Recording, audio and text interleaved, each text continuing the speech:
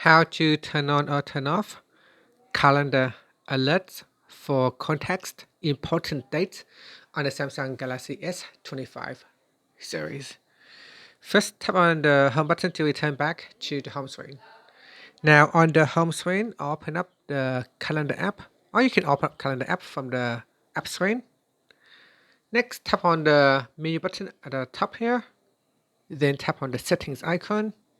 In calendar settings, we then scroll down, and in here, tap on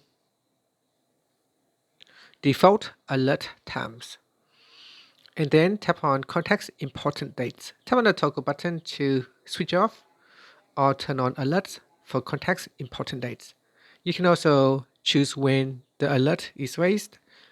So here it can be day of event at 9 a.m. or day before event at 5 p.m. or you can set a custom time. And after that, tap on the back key or on the home button to go back to the home screen. Thank you for watching this video.